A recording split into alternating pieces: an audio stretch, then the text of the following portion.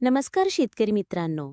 या व्हिडिओमध्ये आपण पीक विमा, नमो शेतकरी, पीएम किसान, अतिवृष्टी, आजचा हवामान अंदाज, लाडकी बहीण योजना, आजचा बाजारभाव, शासनाच्या मोठ्या घोषणा अशा अनेक बातम्या एकाच व्हिडिओमध्ये पाहणार आहोत. अखेर मंजूर झाल्यात आजपासून शेतकऱ्यांच्या खात्यात थेट रक्कमही जमा होणार आहे. प्रधानमंत्री पीक विमा योजनेअंतर्गत सन 2024 ते 25 खरीप हंगामातील 6,607 शेतकऱ्यांना 14,24,01,231 रुपये मंजूर झाले आहे. आजपासून शेतकऱ्यांच्या खात्यामध्ये नुकसान भरपाईचे पैसे जमा होण्याला सुरुवात होणार आहे. केंद्रीय मंत्री प्रतापराव जाधव यांनी केलेल्या पाठपुराव्यामुळे शेतकऱ्यांना नुकसान भरपाईची रक्कम मंजूर झाली आहे. आज आणि उद्या शेतकऱ्यांच्या खात्यात हेक्टरी अनुदान जमा होणार आहे. महाराष्ट्राच्या हवामानात सध्या मोठ्या घडामोडी घडत आहेत. कुठे पावसाने जोरदार हजेरी लावली आहे तर कुठे अजूनही शेतकरी आभाळाकडे डोळे लावून बसले आहेत. आज 17 ऑगस्ट आहे. येणारे 24 तास आणि पुढील काही दिवस आपल्या शेतीसाठी कसे असतील याची सविस्तर आणि अचूक माहिती घेऊन मी आले आहे. चला पाहूया आजचा सविस्तर हवामान अंदाज. सर्वात आधी गेल्या 24 तासात महाराष्ट्रात पावसाने काय चित्र निर्माण केले यावर एक नजर टाकूया. छत्रपती संभाजीनगरच्या काही भागांमध्ये मुसळधार ते अतिमुसळधार पाऊस झाला. नांदेड आणि गडचिरोलीतही मुसळधार पावसाने हजेरी लावली. मुंबईच्या किनारपट्टीवर तसेच रायगड आणि रत्नागिरीच्या काही भागांमध्ये अतिवृष्टीची नोंद झाली आहे. सिंधुदुर्ग, कोल्हापूर घाट, सातारा घाट आणि पुणे घाटात मुसळधार ते अतिमुसळधार पाऊस पाहायला मिळाला. पश्चिम विदर्भात आणि पूर्व विदर्भाच्या काही भागांतही पाऊस झाला. मराठवाड्यात मध्यम तर काही ठिकाणी जोरदार सरी बरसल्या. मात्र दक्षिण मध्य महाराष्ट्रात पावसाचा जोर कमी होता. आता वळूयात सध्याच्या हवामान प्रणालीकडे, ज्यामुळे हा पाऊस सक्रिय झालाय.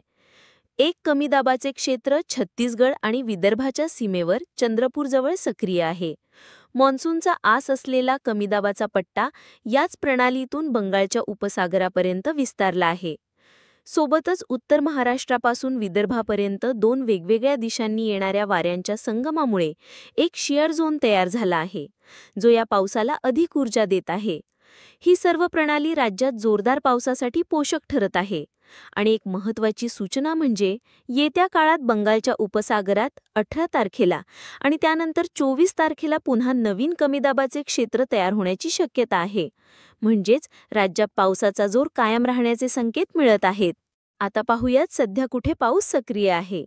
सकाळपासून नांदेड, यवतमाळ, वाशिम, अकोला आणि अमरावती या भागांमध्ये विजांच्या कडकडाटासह मुसळधार पाऊस झाला आहे.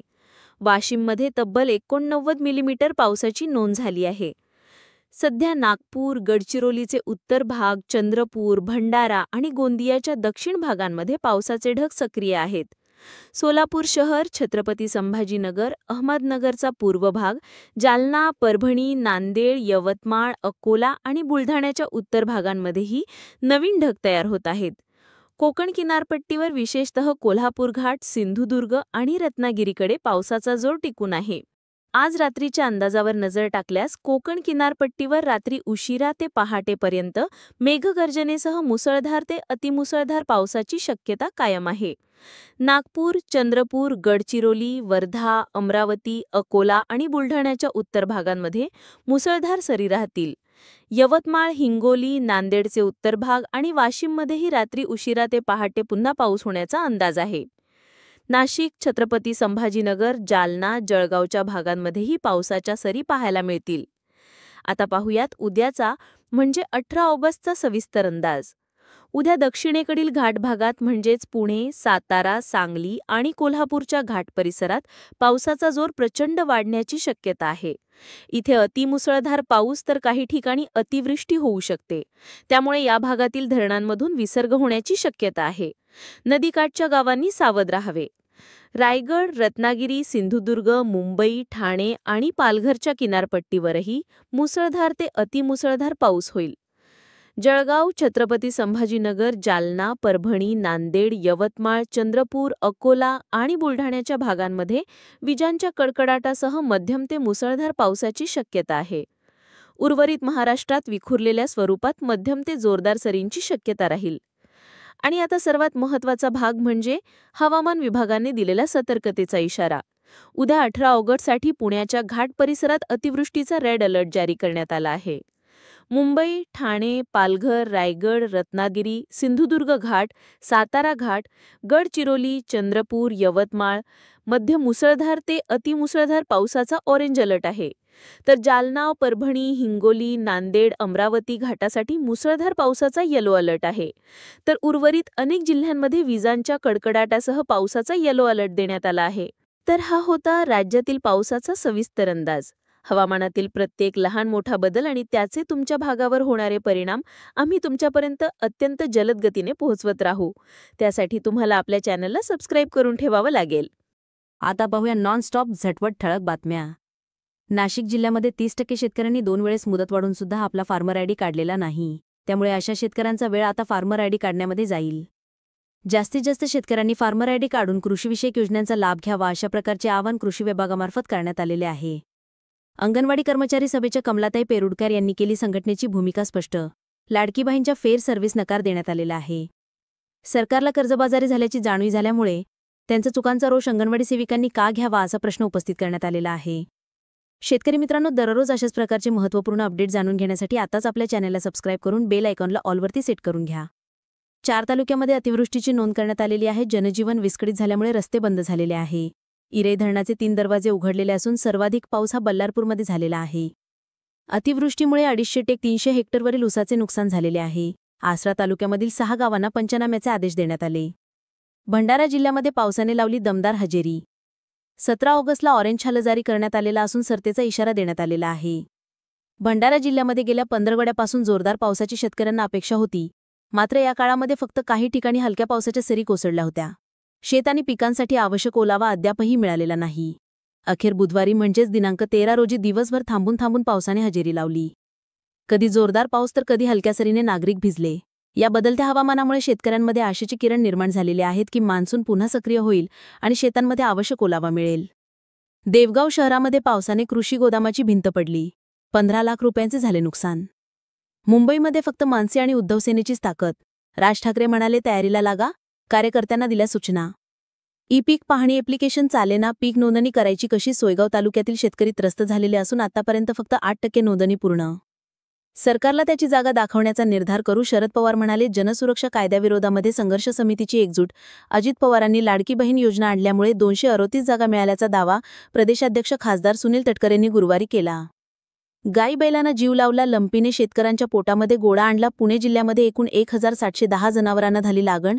268च्या वरती उपचार सुरू असून पशुसंवर्धन विभागाची लसीकरण मोहीम पूर्ण करण्यात आली. गोठ्याची व्यवस्थित स्वच्छता राखण्याचे करण्यात आले आवाहन. संसदेमध्ये कांद्याचा मुद्दा फेटला. गड्यामध्ये माळा घालून महाराष्ट्रातील खासदारांचे करण्यात आले आंदोलन. केंद्र सरकारच्या धोरणामुळे पिकाची माती झाल्याचा केला आरोप. राज्याचे महसूल मंत्री चंद्रशेखर बावनकुळे यांचा आरोप. बंदोबस्तामध्ये प्रशासन पडतंय मागे. सिंधुदुर्ग जिल्ह्यामध्ये वाळू माफियांना आडा नाही. लाखामध्ये एक लाडकी योजनेला पुणे जिल्ह्यामध्ये प्रतिसाद मिळत आहे. 1 एप्रिल 2023 नंतर जन्मलेल्या मुलींना योजनेअंतर्गत आतापर्यंत कोट्यावधी रुपयांचा निधी वितरित करण्यात आलेला आहे. लाभार्थीपर्यंत लाभ पोचण्यामागचे काम सुरू आहे. तब्बल 22,000 शेतकऱ्यांची चुकारणारा भावी आर्थिक कोंडी. 5 महिन्यांपासून पायपीट होतंय. 250 कोटी रुपयांच्या निधीची गरज. ग्रिस्टेक योजनेमध्ये 1,34,000 शेतकरी अजूनही नोंदणीविना. 4,47,000 खातेदार नोंदणी केली तरच विविध योजनांचा शेतकऱ्यांना मिळणार लाभ. तुकाराम बँकेला 45 लाख रुपयांचा नफा झाल्या. चेअरमन प्रकाश मरगाडे सभासदांना 11% लाभांश देण्याची शिफारस. HSRP प्लेट बसवण्यासाठी वाहन चालकांचा संत प्रतिसाद. अर्ज केलेल्या 53,000 21,000 वाहनांनाच बसली प्लेट. मुदतवाढीनंतर सुद्धा अमृत योजना रखडले. दंडाचे 25 कोटी रुपये ठेकेदारांकडे अडकले. 7 वर्ष झाली तरीसुद्धा योजनेची कामे अपूर्णच आहे. कंपनीला वेळोवेळी दंड. शाश्वत शेतीसाठी केंद्राकडून 25 कोटी रुपयांची विशेष भेट देण्यात आली. 1 कोटी शेतकऱ्यांना झाला फायदा. रसायनमुक्त शेतीला मिळाली चालना.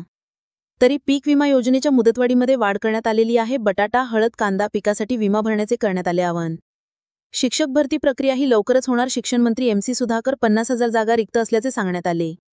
शेतकऱ्यांना पीक विमा भरपाई न दिल्यास आंदोलनाचा इशारा देण्यात आलेला आहे. विभागीय आयुक्तांना नुकसानग्रस्त शेतकऱ्यांनी दिले निवेदन. महसूलच्या योजनांची विद्यार्थ्यांकडून जनजागृती. प्रत्येक महाविद्यालयामधून होणार दोघांची महसूल दूतपदी निवड. राहुल गांधी मल्लिकार्जुन खरगे यांची लाल किल्ल्याकडे पाठ. काँग्रेस मुख्यालयामध्ये साजरा केला सोहळा. भाजपाची टीका. जमीन खरेदी आधी मोजणी मगच रजिस्ट्री. शेतजमीन वादावरती निघणार कायमस्वरूपी तोडगा. राज्यामध्ये लवकरच शेतजमीन मोजणी मोहीम सुरू होणार. बाजार समिती देणार व्यापाऱ्यांना प्रॉपर्टी गार्ड. संचालक मंडळाच्या बैठकीमध्ये निर्णय घेण्यात आलेला असून शेतकऱ्यांना मिळणार मोफत भोजन. तसेच शाहू सांस्कृतिकचा लूक बदलला जाणार. मावळमध्ये रिंगरोड टीपी स्कीमला विरोध करण्यात आलेला आहे. योजनेच्या अंमलबजावणीबाबत शेतकऱ्यांमध्ये संभ्रमावस्था. मोदी बनावट मतदारांच्या बूस्टर डोजने जिंकले. काँग्रेसचे प्रवक्ते पवन खेडा यांचा आरोप. 2024च्या निवडणुका रद्द करा.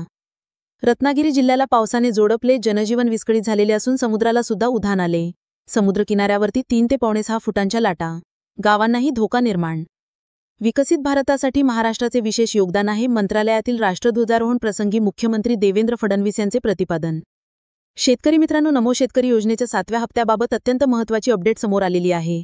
शेतकऱ्यांच्या बँक खात्यामध्ये येणाऱ्या काही दिवसांमध्ये नमो शेतकरी योजनेचा 7वा हप्ता जमा होण्याची शक्यता वर्तवण्यात येत आहे. आवश्यक वस्तूंवरील जीएसटी कमी होणार. सरकार देणार दिवाळी भेट. पंतप्रधान मोदींनी स्वातंत्र्यदिनी लाल किल्ल्यावरून केली घोषणा. लाल किल्ल्यावरून बोलताना मोदींनी घोषणा काय केल्यात बघा. Made in India semiconductor chip ते जेट इंजिन अणुऊर्जेचा 10 पट विस्तार करण्यात आला. 3 कोटी तरुणांना रोजगार निर्मिती होणार. आत्मनिर्भर भारत सशक्त आणि विकसित भारताचा पाया असे यावेळी त्यांनी संबोधले. गौण खनिजाचे अवैध उत्खनन 8 कोटी रुपयांचा दंड वसूल करण्यात आला. बुलढाणा जिल्ह्यामध्ये 7 महिन्यामध्ये 716 कारवाया करण्यात आलेल्या असून 54 गुन्हे दाखल करण्यात आलेले आहे. आता एमपीडीएची प्रतीक्षा. वार्षिक योजनांमधून वाशिम जिल्ह्याच्या विकासासाठी 406 कोटी रुपयांचा बूस्टर. डीपीसीची बैठक संपन्न झालेली आहे. निधी खर्चासाठी पालकमंत्र्यांनी जिल्ह्यामधील यंत्रणांना सूक्ष्म नियोजनाचे निर्देश. वाशिम जिल्ह्यातील 18 महसूल मंडळामध्ये अतिवृष्टी झालेली असून 2343 हेक्टरवरील पिकांना बसला फटका. प्राथमिक अहवालामध्ये रिसोट मनोरा तालुक्यामध्ये पिकांचे मोठे नुकसान झालेले आहे. उर्वरित 4 तालुके मात्र निरंकार आहे. अवकाळी पावसामुळे तसेच अधिक उष्णतेमुळे संत्र्यांची फुलगळती झालेली आहे. मनोरा तालुक्यामध्ये शेतकऱ्यांची आर्थिक मदतीची केली जाते मागणी.